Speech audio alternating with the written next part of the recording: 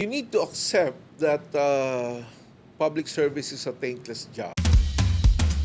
And what catched me and left me speechless. Gusto ko, sir, paglaki ko, mag-isipulog na. Anak niyo po ako. Yung mga dumadaan sa bus lane na hindi bus? Yes, marami pa rin. Pinatawag agad ako ng DOTR. Who are you to tell that to the press? Sabi ko, sir, I'm just being too honest, I guess. Sabi ko. So, yun na yung sinasabi na may ginagawa ang gobyerno.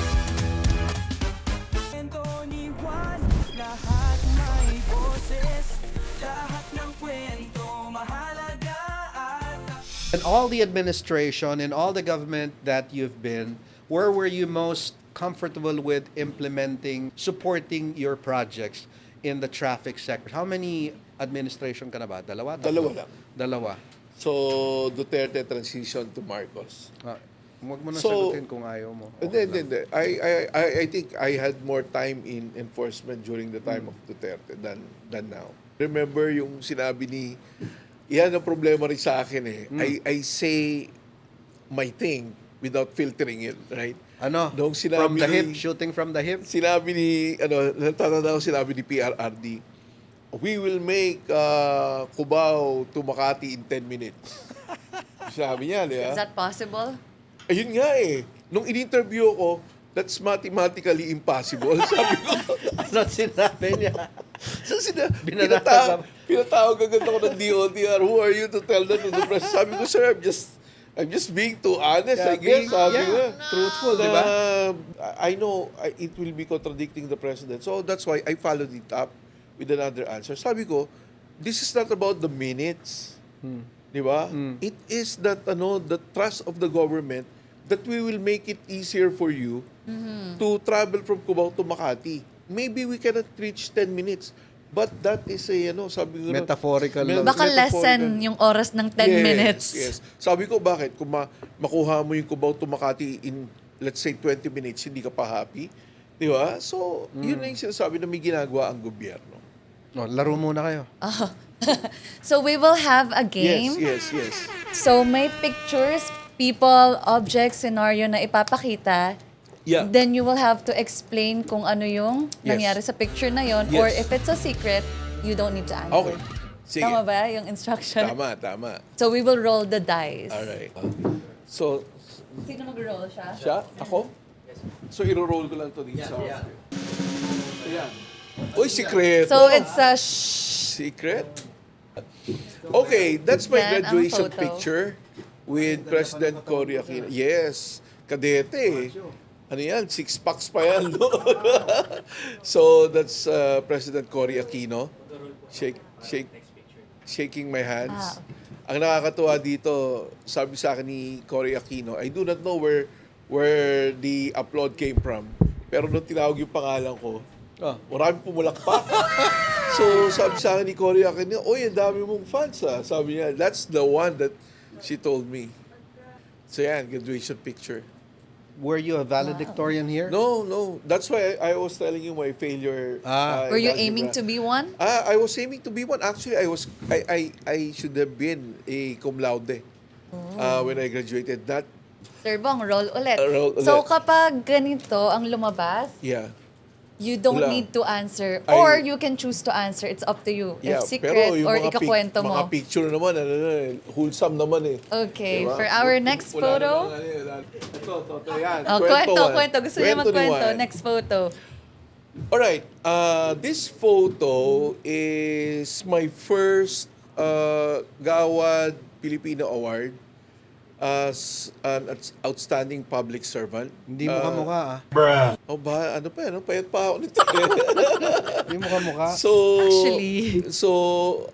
Yan, that was my first award. Nakakatuwa kasi parang Hall of Famer na yata ako dyan sa award na yan dahil Ang dami mong kinuha. every year, parang Binibigay they sa'yo. categorize it. And nung pandemic, I was awarded the Hero of the Year award. One of the awardees. Sandali. My question. Nung pandemic, anong ginawa mo? Sarado ang MMDA, di ba? Sarado. But, May sweldo ka pa rin nun. meron okay. pa rin, at saka nag-duty kami. Oh, okay. Sa Pero kalsada, anong ginagawa nag-duty niyo? kami. Wala naman masyado nun. Remember yung mga Upor.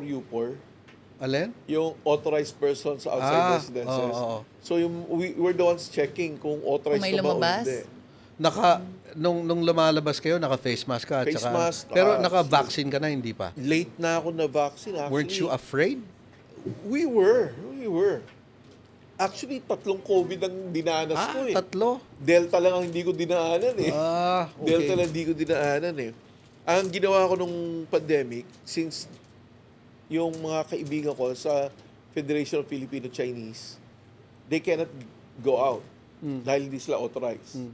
But they want to give yung mga Goods. PPEs, yung mga alcohol, mga face masks and gloves and all that. So, sabi ko, sige, ako magdadala niyan.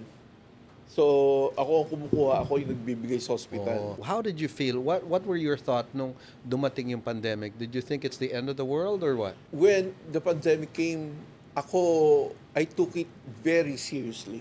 Tell you the truth, Na-COVID ka ba? I was one of the first Na na nagka-COVID? tinesting, na na-expose. Hmm. Yes. So, that's why yung contact tracing nila, ang galing Kasi tinawagan ako sa telepono, Sir Bong, pwede ka bang pumunta dito, isa-swab ka namin? Bakit nyo isa-swab? Sir, na-expose ka. Na-expose ako kanino? Kay, sa ganito. Really? Sabi ko, paano nyo nalaman? Sir, may litrato po eh.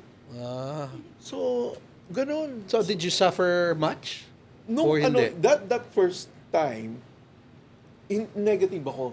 Okay. Pero yun yung time na isinoswab ka, then it will take 7 days Before for you to know. know. Kasi sa RITM pa. Oo. And yung mga facilities natin, hindi pa ganun ka-ready. Equipped, So kaya nga nung I was swab nung una sa sa AFP Medical Center sa Viluna. So pagdating ko doon, Positive. parang halo-halo kami.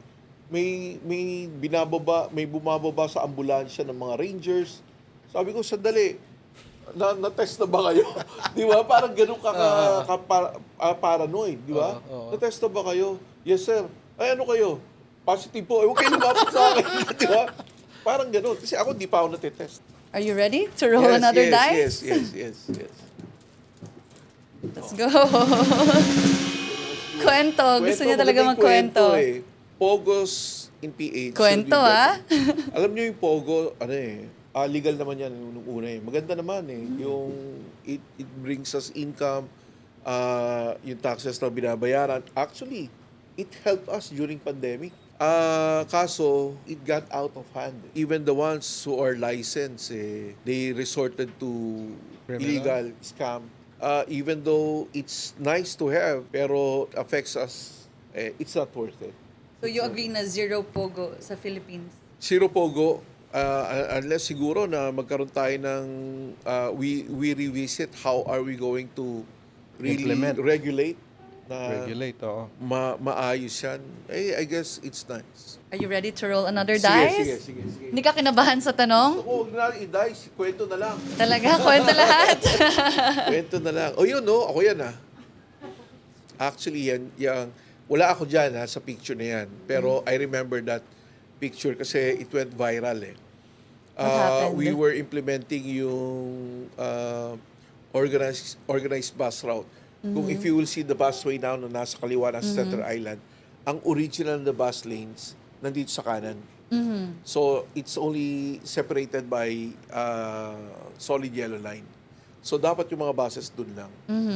So Ano itong photo na to? So one time, pinatawag ako sa Congress, then Congressman Bayani Fernando, and he berated me talaga na sabi niya, hindi mo kasi ginagawa yung trabaho mo eh. Dapat ayusin mo yung bus lanes na yan. Dapat yung mga buses hindi lalabas. So sabi ko, sige sir, we will implement. So we implemented. So kinural namin yung mga bus, dyan sa bus lane, 2 lanes yan. Ang traffic is magmula Santolan up to Quezon Avenue. Hinarangan lahat ng intersection. GMA was calling me, ABS-CBN was calling me because they cannot get out of the arterial routes leading to EDSA. Sinarado ng bus. So, eto, galit na galit sa akin yung mga pasahero. And they were shouting at me, they were cursing at me. Sabi ko, sandali kami, ginagawa lang namin trabaho namin, ba't kami pa minamasama? Because they were late, no? So that's why this is a prelude. Yung ginawa namin dyan, prelude yan sa busway. Because nakita namin na kung nandyan lang yung bus, hindi yan lalabas sa bus lane, yung mga private vehicles, dire-diretso. But, yun nga, nilagay natin sa yan yung prelude. Nag-viral yan dahil, yun nga, kinural namin yung mga bus, galit na galit yung mga pasahero sa akin. Sabi ko, wala kaming magagawa na pinapa-implement sa amin. Ngayon ba na-apply na talaga yan na yung bus, doon lang sila sa bus lane, or may Nakaharang pasaway na, pa rin? May harang na. Pero may pasaway pa rin. May mga na-aksidente pa rin na mga buses na lumalabas ng busway, nag-overtake, na-aksidente. And yung mga dumadaan sa bus lane na hindi Yes, bus? marami pa rin. Maraming dumadaan ng mga private vehicles, mga motorcycle riders. Nakakalungkot dahil mataas na yung penalty niyan, pero marami pa rin dumadaan. Pag pinapili ka ng government agency na gusto mong i-handle, alin? Aside from MMDA. Aside from MMDA, siguro gusto ko mag-DOTR.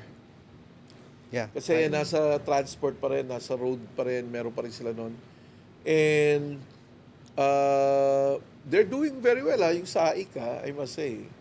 Yung SAIC nila, they're doing very well. So, salute to you guys. Mhm. So, sir, wanna roll the dice again? Yan, Kwento kwento lang tayo. lang talaga. Kwento lang tayo. That's my wife. That's your wife. Yes. So pretty. The very supportive, beautiful wife. Yes.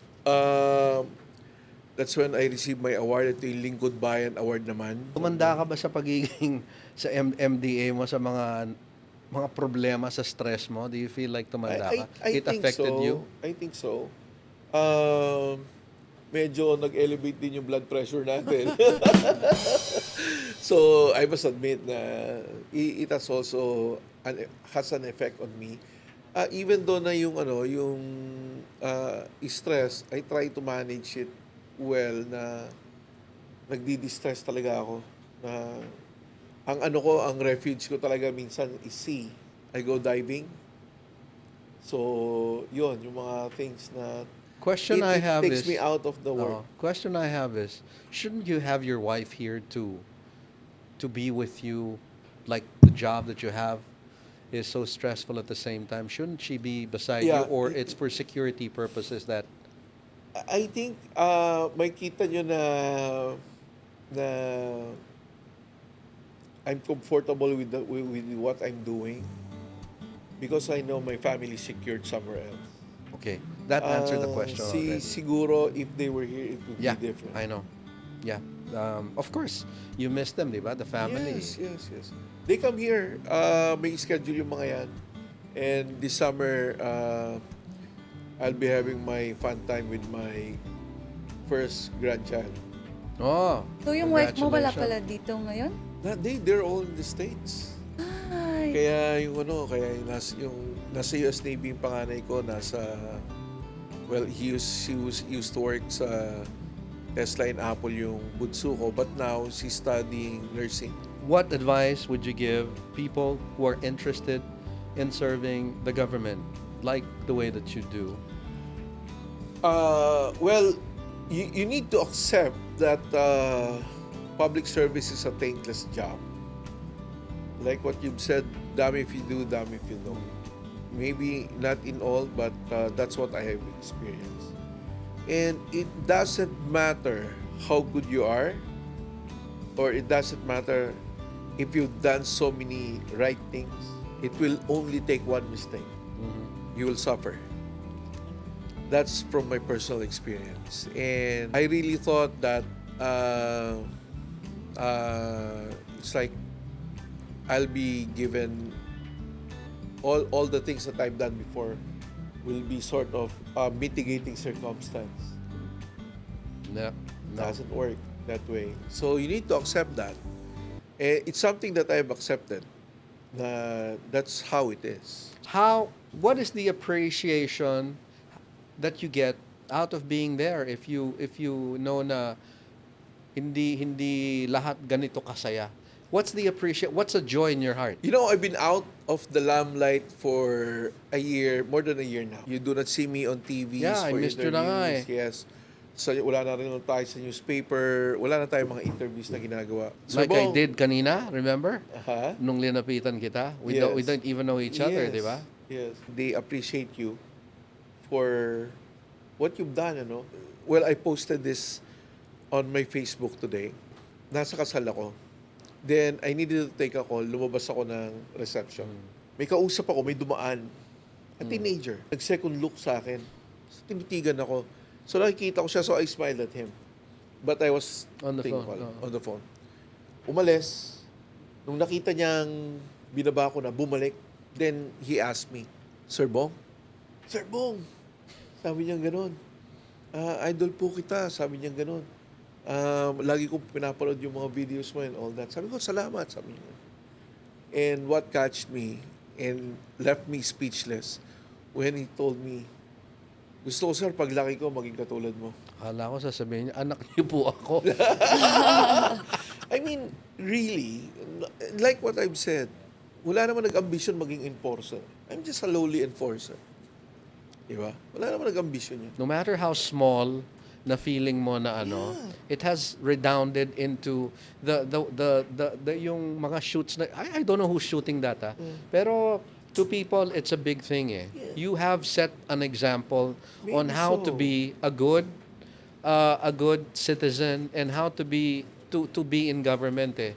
And all of us here appreciate what you've done. I know it's a thankless job, but you have done as a good service for not just but for the entire country. That's right. Maybe not everyone agrees with you, especially the politician, but we as ordinary citizen appreciate what you've done and you're thank doing you. and you're on the right path. And hopefully you can serve a bigger place in the government soon. Yeah, God willing, yes. God willing. So, are you ready? Yes. For the next Huwag photo? na natin i-dice, kwento na lang. Kwento na lahat? Sure na? Kwento na lang. Okay, next photo. Yan na. Yan. November 15, I will never Alam forget. na alam. November 15, 2023. Pareho pa naman kayong bong. Yeah, we're brothers Yeah. sa Guerrero. Yeah. Talaga? We're brothers sa Guerrero. So, the thing is, nung nangyari yun, yung may nag-name drop sa pangalan niya, this is the whole truth. May nag-name drop ng pangalan niya, may enforcer ako, I was at Mega Mall, the enforcers were at Ortigas. That's how far it is. Yeah. I couldn't see. Well, hindi ko makakita yon. So, I'm relying on my radio. So, pumasok sa busway yung convoy. Sabi ko, papasukin nyo na papuntang Ortigas, yung taga-Ortigas na humuli.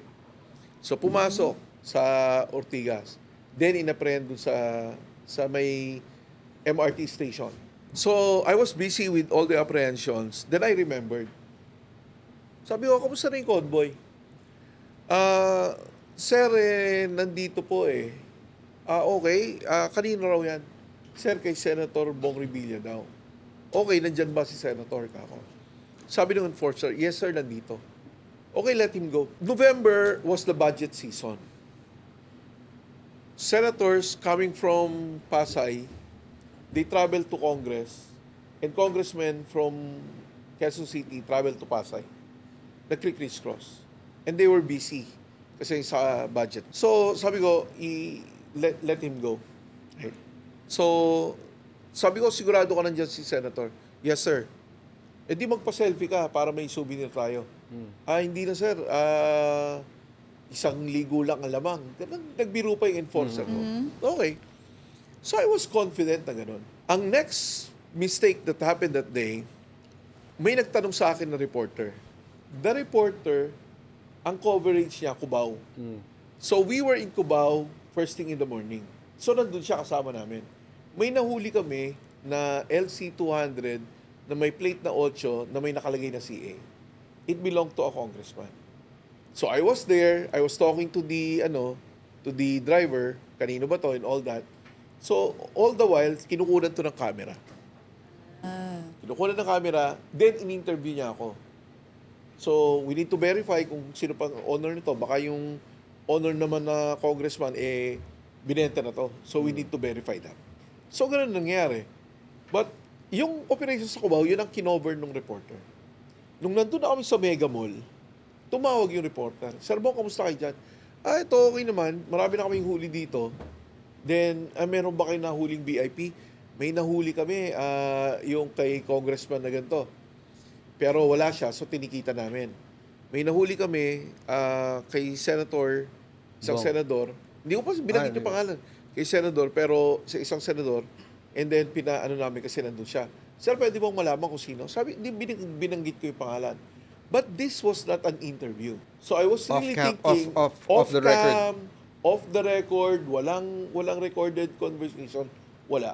So I was really thinking na based on the ethics of a reporter, hindi mo sasabihin Yeah. kung hindi nanggagaling sa akin Yes. mismo. So, di kampante ako na gano'n. And then, well, that happened na nireport niya pala. Nireport niya, ang problema sa reporting niya, pinapakita niya si Bong Nerbija, kinakausap yung driver, si Bong Nerbija ini-interview. In-splice niya? Tipong gano'n? Yun ang pinapakita niyang Okay. loop noon. Oo. And then, nung dire-report niya, kinumpirma ni Bong Nerbija na sakay ng convoy si Senator Bong Nerbija. And he was looping the one apprehended in Cubao. And ito yung nalaman ni SBR. Ito yung nalaman niya. Of course, kasi yun ang pinapalabas eh. Kaya nung nandun kami sa Senate, sinasabi ni SBR sa akin, wala kaming ensing puti. Wala kaming 8 ng 19 Congress. So misleading talaga. Misleading yung report. Okay. So mali din yung nireport ng enforcer. Yung enforcer, mali din yung report. So ngayon, nung tinatawagan ko yung enforcer, sabi ko, akala ko ba nakita nyo? Sabi ko pa nga, magpa-selfie kayo. Sir, hindi ko na aninagan ng mabuti. Sabi ko, bakit Sabi, isang ligo nga lang Oo, isang lamang eh. ligo May lang. ganun pa. So, there was a mistake ng enforcer. Kaya nung in-explain ko dito, ang sabi ni SBR, anong pangalan ng enforcer mo? Sinabi ko, sir, ako na lang po. Ako na naman ng Sa reporter din. leader nung leader nung team eh. Yung sa reporter, because I already admitted ako na lang. So hindi na pinag-usapan yung sa reporter, even though mali. Hindi na natanggal sa trabaho. Hindi. Did Bong get angry with that statement? He did kasi nga walang mali No verification. No verification. So, but at the end of this, okay naman kami. Okay. So nagkamay kami, sabi niya, sige, bahala na lang si chairman ko anong gagawin. 'Di ba? And the chairman suspended me for 2 weeks on national TV. So sinuspend ako, yun nga, wala ngang investigation and all that. So sige, suspended ako. But the order came, 1 month pala yun, di 2 weeks. So I was suspended for 1 month. And it gave me time to reflect. Was it a good one? Reflection during that time? Well, it's an eye-opener. Never name drop. That also na Verify. actually it's a question. I was questioning myself. Did I do the right thing? Was it worth it na akuin ko yung mali ng enforcer? Was it worth it na akuin ko yung mali ng reporter? Actually, tatlo yan eh. Even the Marines. Was it worth it? Kasi yung convoy na yun, mga former Marines. Kasi pwede ko sabihin, bakit yun name drop si SBR? Wala naman pala. Di ba? Name dropping. But then again, wala na sa akin yun eh. Na-serve ko na yung penalty. I was investigated. Daming hearing yan. So, nasuspend na ako. I was penalized and all that. What was the lesson there from that incident? If I will have the same situation that I need to take full responsibility and be accountable for that, I'll do it again. What was the mistake there? On your end, or was there a mistake or no? The mistake was my enforcer lying to me. Okay. I mean, how would I know na totoo? How would I verify? When I started with the MMDA, he was one of our resource people when it comes to policies, motorcycle lane, doble plaka. Siya yung namin, go-to guy. So, tinatanong namin siya because he represents the rider safety. Right. So, okay yan. Nagsimula kami, okay. It started when I was in EDSA.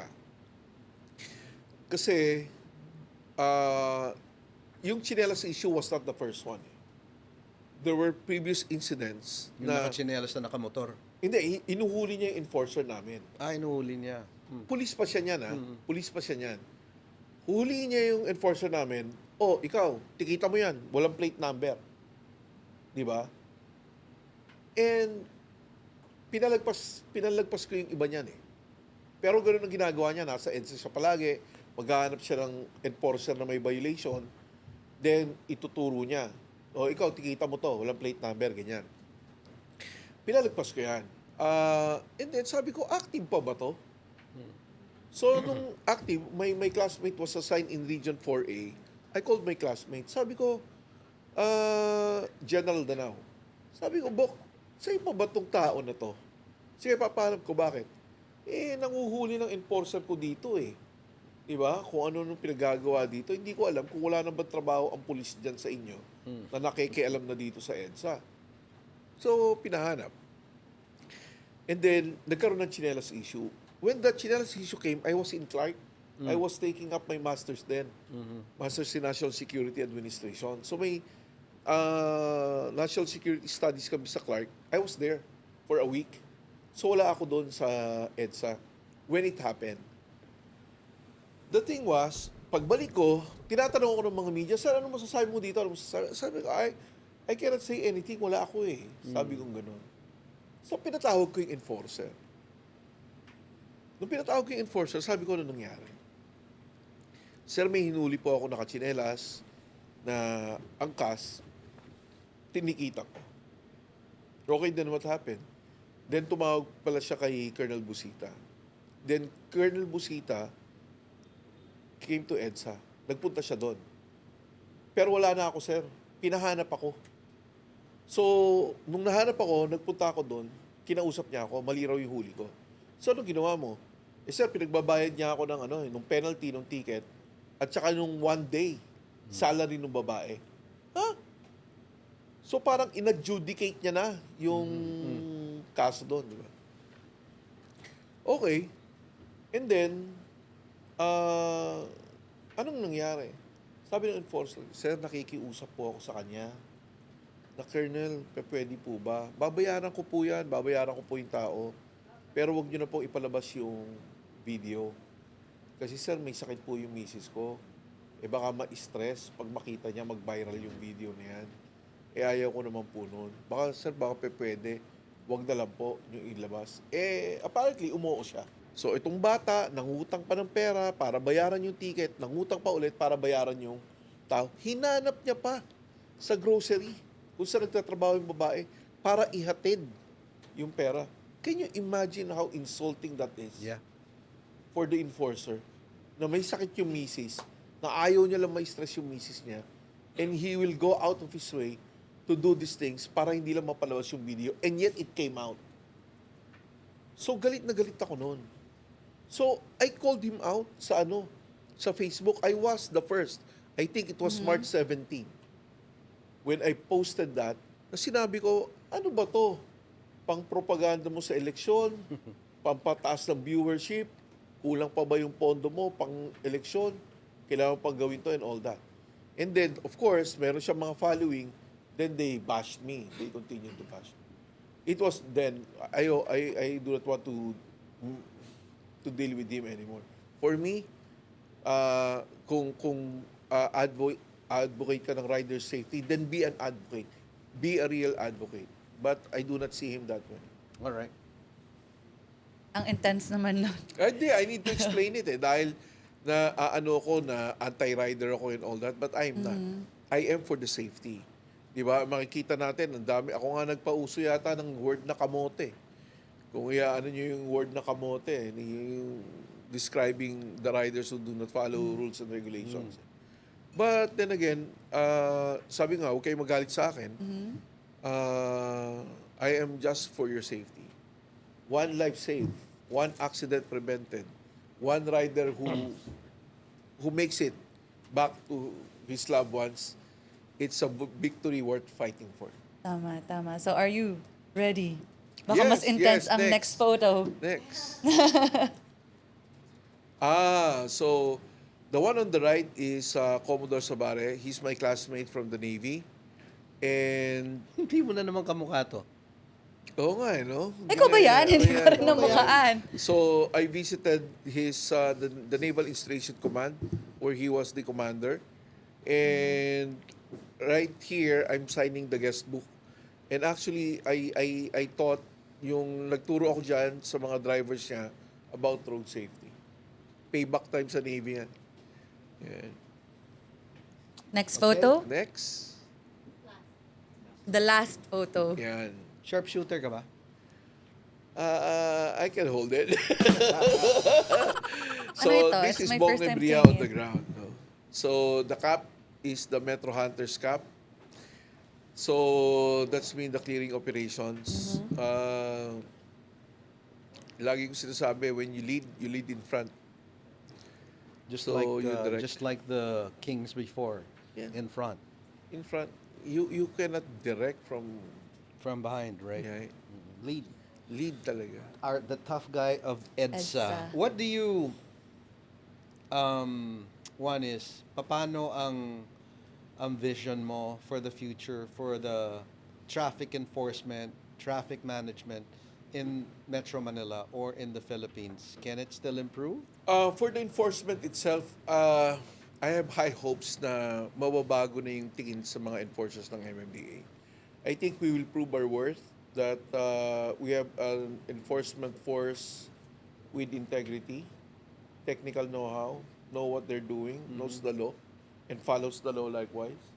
So, gone are the days na we are being belittled na ito lang kami. No, you're only good as my 500 pesos. No? You want to change that? Change that perception of the people. I think we will gain more respect of the people eventually.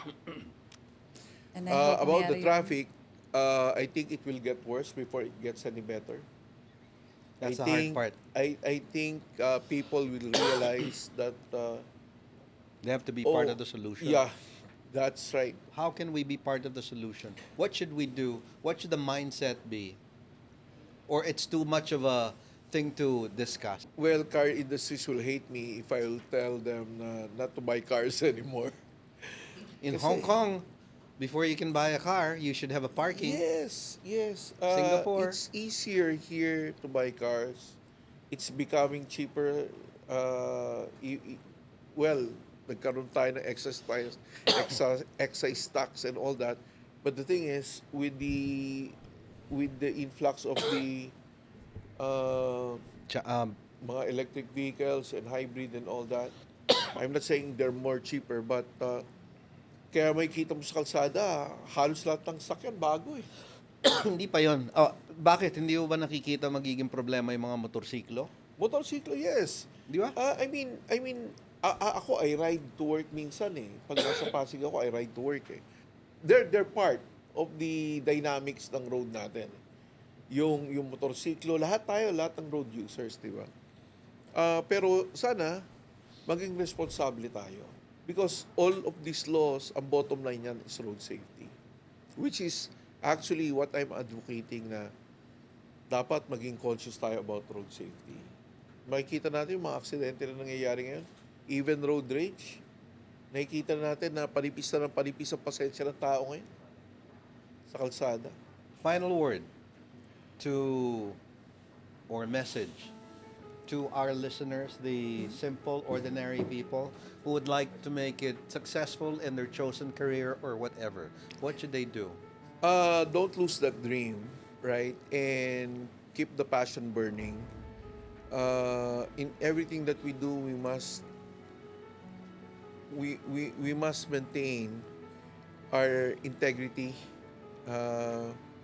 Not only in government na may may ombudsman tayo or may COCO tayo. Not only that, even in corporate, I mean your honesty means a lot. As an individual, no? Yeah, as an individual also. Character minsan is everything. So, I will not say that my path is the path suitable for everyone. Mine has gone through a lot of challenges, failures and success. If you can limit your failures, why not? But failures will only be failures if you quit. So, get up and try Move. again. Yeah. Right? Try again. Anong mensahe mo sa mga pasaway na driver? So, let's change our mindset. No? Well, yung mga pasaway, yung mga hindi pa nahuhuli ngayon, the law will eventually catch up with you. Buti kung maunahan kayo ng batas, it might alter your behavior. Pero kung maunahan kayo ng aksidente, that's the difficult thing. Sa pagsuway natin ng batas, there are only two things that could happen. Maka-aksidente ka o ikaw ma-aksidente. In both cases, talo ka. That will have an economic impact in your family, personally, at sa work mo ma-apekto ng productivity. So it's not worth it. So just drive safe, drive defensively, and remember road safety. We truly had a very unique guest today who spent so many years and decades in government. And, he spent so much time navigating the complexities Yes. of the government system, achieving very remarkable success and at the same time failures. But failure hasn't really brought him down. In fact, it has served him a lesson Yes. to strive even further. Let not failure define you. Right. And failure has in fact made you better than Yes. what you were initially. Yes. And we thank you, sir. We bow to you. We like what you're doing. Maybe others do not like what you're doing. Yes. Personally, I subscribe to you. Thank you very much. How about a Thank big you, hand thank for you, Colonel Bong Nerbija? Thank you. It's up to you. Yeah, If secret pero yung or mga ikakwento mo. mga picture naman, wholesome naman eh. Ano yan, 6 packs pa yan. No? Sharpshooter ka ba? I can hold it. Protege na Meron na ba? wala pa eh. Siya kaya. Don't lose that dream, right? And keep the passion burning. Gusto niya talaga magandang magkwento. eh. Gusto ko, sir, paglaki ko, maging katulad mo. Akala ko sasabihin niya, anak niyo po ako.